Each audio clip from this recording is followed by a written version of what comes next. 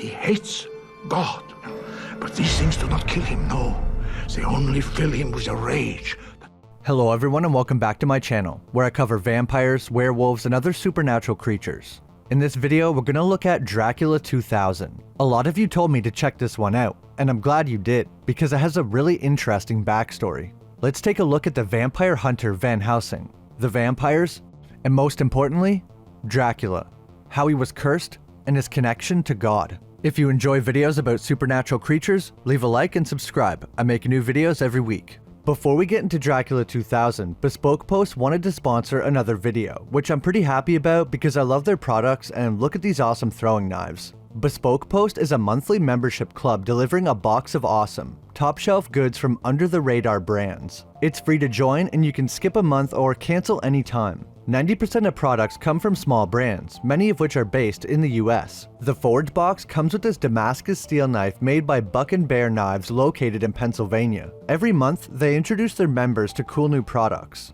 Outdoor gear, barware, home and kitchen goods, clothing, and more, based on a preference quiz you fill out. Every box of awesome has around $70 worth of goods inside, but costs you only a fraction of the value. You'll get a box of awesome assigned to you, and before it's shipped, you'll get a preview of what comes inside to decide if you'd like to keep it, swap it for a different box, or skip the month entirely for no charge. You only pay for what you want. They're constantly changing and adding new boxes each month. I got the Bullseye box, which comes with 3 steel throwing knives made by Titan International. It also comes with a full-grain leather sheath to store them in and a canvas target for practice. Me and my dad had a blast with these. He was a lot better than me for some reason. He actually got a bullseye.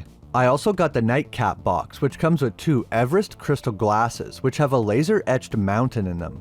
Look how cool they look. The box also comes with 2 leather coasters stamped with Mount Hood and Pikes Peak topographical patterns, an amber and oak moss reed diffuser, and a 10-minute crossword puzzle book. Lastly, I got another Scorch box because I enjoyed the first one so much. If you like spicy food, this is perfect for you. You get 6 amazing hot sauces from all over the USA and this one from Italy. This Hellfire sauce is indeed hot as hell. I had it with some chicken fingers and felt like I was on Hot Ones. Last time I ordered this box, it was all different sauces, so they're always changing things up. To get 20% off your first box of awesome, click the link in the description and enter Cogan20 at checkout, or go to bespokepost.com/Cogan20. If you like throwing knives, having a nice drink, or maybe some spicy food, check out Bespoke Post. I've had so much fun with their products and everything has been great quality. Use Cogan20 at checkout to get 20% off your first box. The link will be in the description and the pinned comment. Thanks so much to Bespoke Post for sponsoring another video.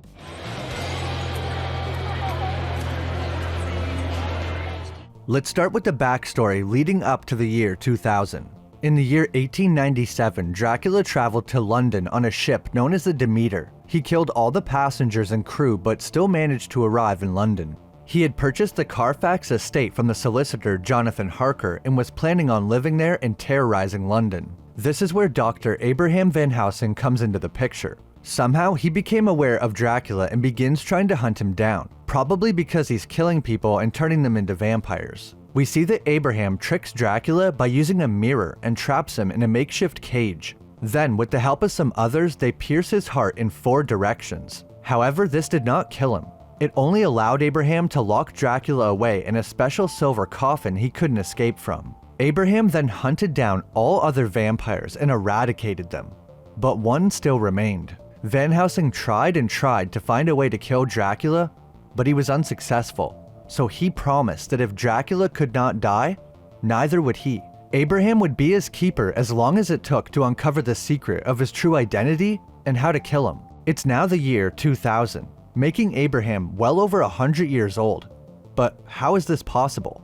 Well, he discovered that if you inject or consume vampire blood that has been filtered through leeches, that you will gain extended life, but not become a vampire. This explains why we see leeches in Dracula's coffin. We see the veins on Abraham's arm are discolored where he's been injecting the vampire blood. He doesn't gain any supernatural abilities like speed or strength, but he can live considerably longer and it keeps him in good health. When he injects Dracula's blood, his eyes change and his blurry vision clears up immediately. Abraham now goes by Michael Van Helsing as to not arouse any suspicion. He's basically pretending to be his own grandson. When Abraham had to go a few days without Dracula's blood, Simon said that he looked terrible. This means he has to inject Dracula's blood quite often to stay alive, probably once a day, and if he stopped, he would die rather quickly. It's been over 100 years and Abraham is still trying to figure out how to kill Dracula. He believes that his true identity is the key.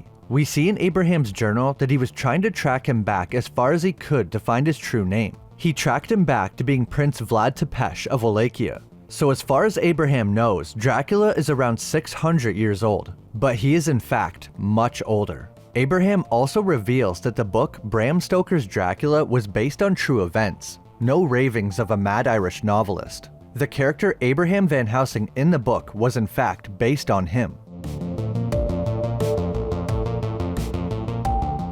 Van Helsing now has a high-end antique store and he collects vampire hunting relics. He built his antique shop over Carfax Abbey, the London property that Dracula was living in. Van Helsing has turned the basement into a high-security vault, complete with typical 2000s voice and eye recognition. That's you, Van Helsing. Voice recognition confirmed. This is where Abraham keeps Dracula's coffin.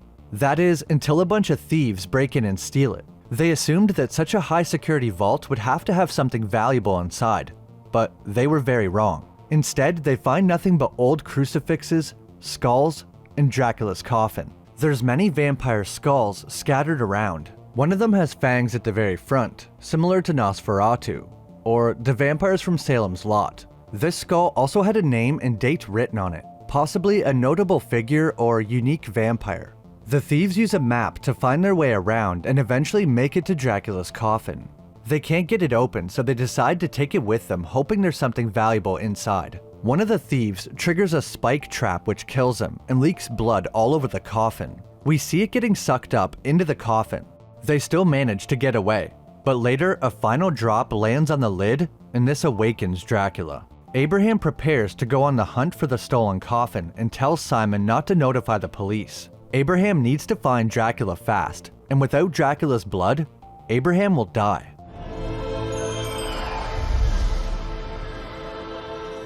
Dracula is the first vampire.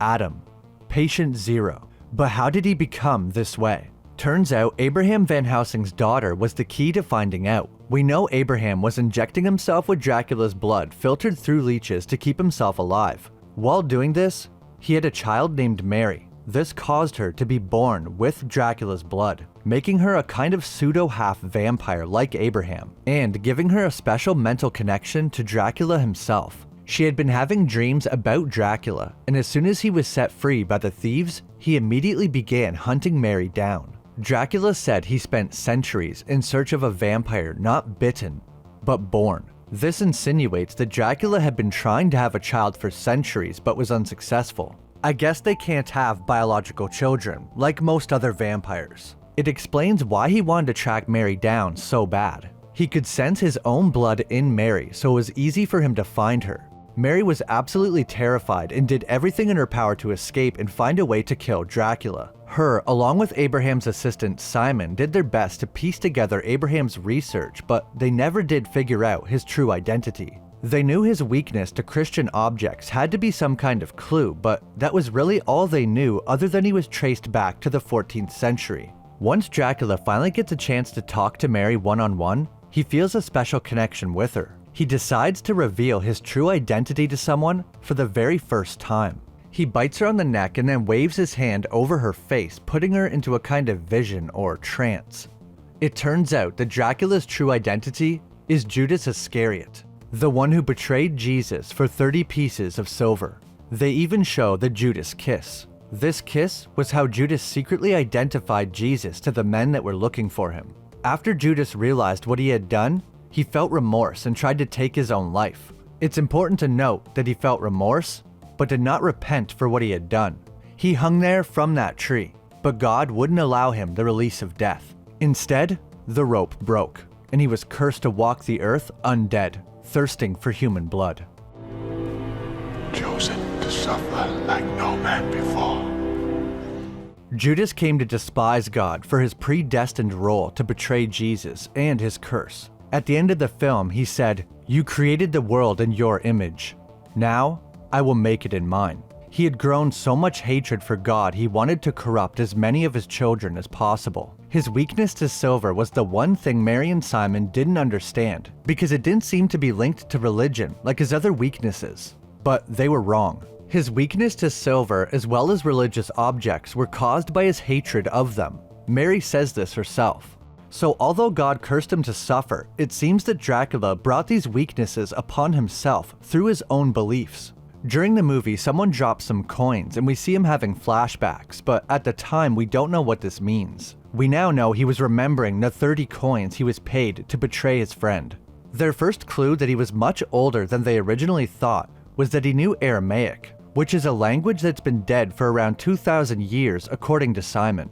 Dracula was alive at the same time as Jesus. This would make him just a little over 2,000 years old. When Dracula first awoke, he looked desiccated. It wasn't until he fed on a couple of humans that he returned to his normal state. He seems to be able to turn people by just biting them, because after feeding on Hyde and this other guy, they return as vampires. When someone is turned into a vampire, they die and remain that way for at least a few hours. Then they suddenly come back to life. When Dracula turns someone into a vampire, they turn into an evil version of themselves. They are willing to kill their friends without a second thought as soon as they are turned. All vampires are loyal to Dracula and will do his bidding without question. Dracula turned 3 women to be his loyal servants. I'm sure these are supposed to be Dracula's brides. Once someone becomes a vampire, they look mostly human aside from their fangs, and their eyes turn red. Their eyes don't always appear red though. It seems like they can choose when this happens. We see in the beginning of the movie that vampires have no reflection.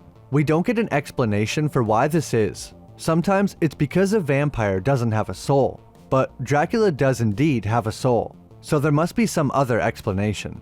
They also don't appear on video. When Dracula grabs this news anchor, the cameraman cannot see him while looking through the camera.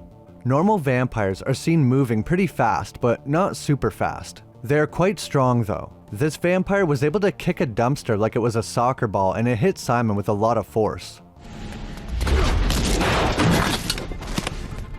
Dracula has many abilities.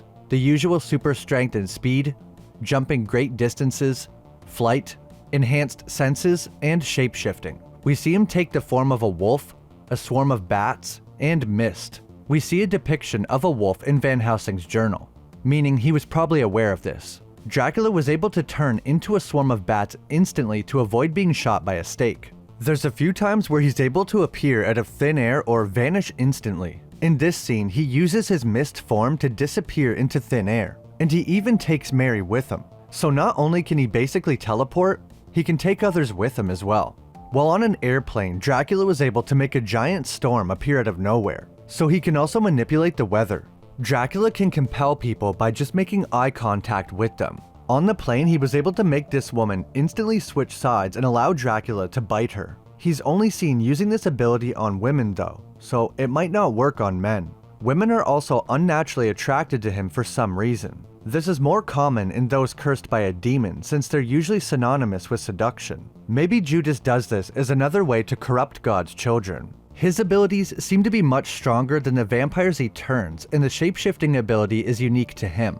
Dracula can also communicate with other vampires telepathically, even invading Mary's dreams and appearing to her in hallucinations. She wasn't a full vampire, but she had Dracula's blood inside her, so I'm guessing it's like the same thing.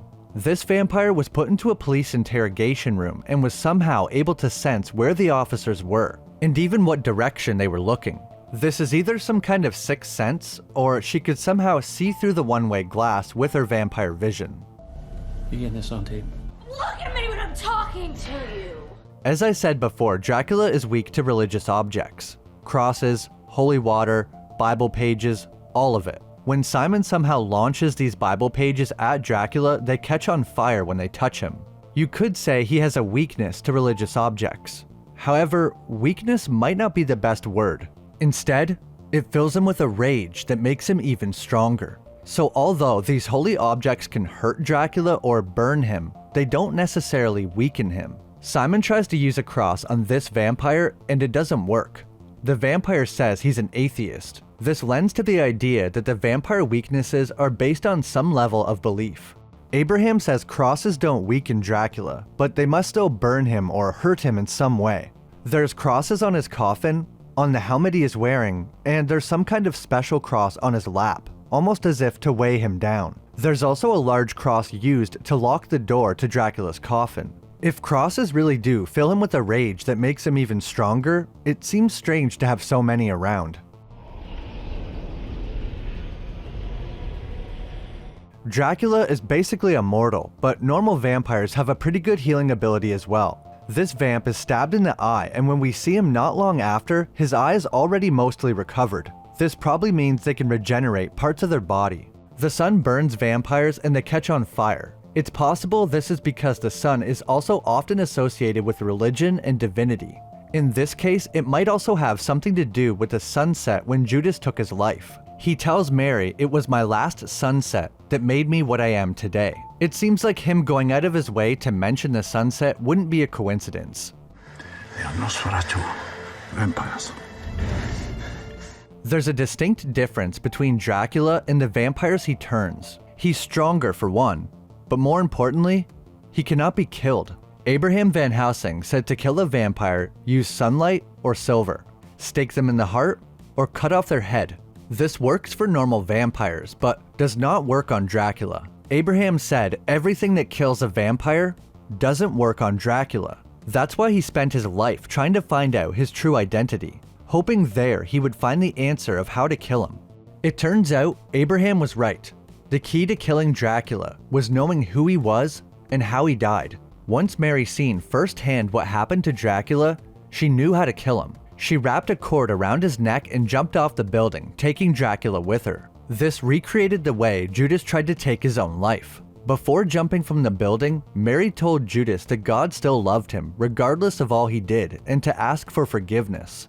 Judas doesn't believe her and refuses to go back to God. When Dracula fell off the building, this time, the rope didn't break. And in a strange way, I think this was a message from God, and Judas recognized this. He bit Mary and turned her into a vampire, so she was now weak to sunlight, and the sun was about to rise. He could just hold her hand and kill her, but instead he lets go, letting her fall to safety. He then looks at Mary and says, "I release you."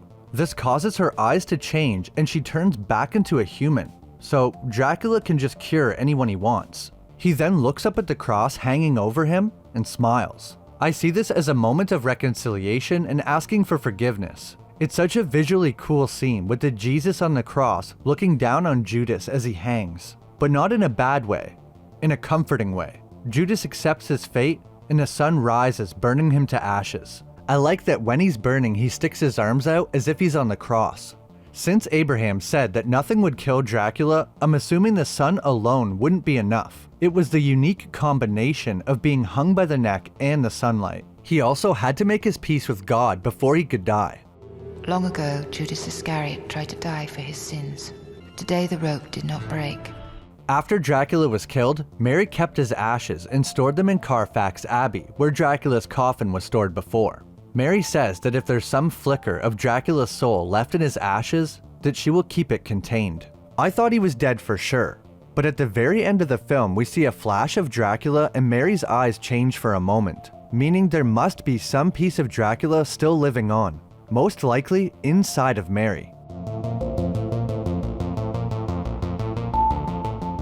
In the beginning of the film, we see Abraham collects vampire hunting artifacts, and Simon brings him a crossbow from the late 14th century or early 15th century. It was made to fire silver crossbow bolts and has an inscription on it written in a Slav dialect. "All fear he who walks beneath the halo of eternal night." This is proof that people were hunting vampires long before Abraham. It's also interesting that whoever made this crossbow used the words "halo of eternal night." Halos are often associated with angels. Saying that he has a halo leads me to believe whoever made this crossbow had some knowledge of Dracula's origin, or at least that he was connected to religion in some way. That walks as a man, yet casts no reflection. This film is a really interesting take on Dracula. I think this film took some inspiration from the 1992 Bram Stoker's Dracula. That movie also depicts him having a grudge against God. although I find the way they explain the religious weaknesses in Dracula 2000 to be much more interesting. I believe this movie also inspired the werewolf movie called The Cursed. That movie also used the 30 pieces of silver given to Judas as an explanation for some supernatural things. This movie is pretty underrated, but I think it played a part in future vampire media having heavy tie-ins with religion. It also had an amazing soundtrack featuring Linkin Park, Slayer, Marilyn Manson, Disturbed, System of a Down, and more. I felt the influence of movies like Blade and The Matrix with the music and the long trench coat. What do you guys think of Dracula 2000? It has a few flaws and corny parts, but I think it might be one of my favorite vampire stories as far as the origin of the vampires. If any of you have a different opinion on the final scene, please let me know. It could be interpreted in many ways, and I would love to hear what you guys think. If there's any other movies or TV shows you want me to cover, leave them in the comments as well. I'm always looking for stuff I haven't seen before, and you guys always leave amazing recommendations. If you enjoyed, leave a like, and subscribe if you haven't. It helps out a lot, and I really appreciate it. An extra big thanks to my channel members: Roderick, Awesome Pea Shooter, Cyper2880 Expensive Skin, Zothras Paradox, Adam Mokabe, Gabriel Ragsdale, Matthew Batson, Dragon Faye Rose, Emily Nixon, Jason Miller, Stephen556, Owen Wildish, and Joseph Roman. Thanks for watching, and I'll see you in the next video.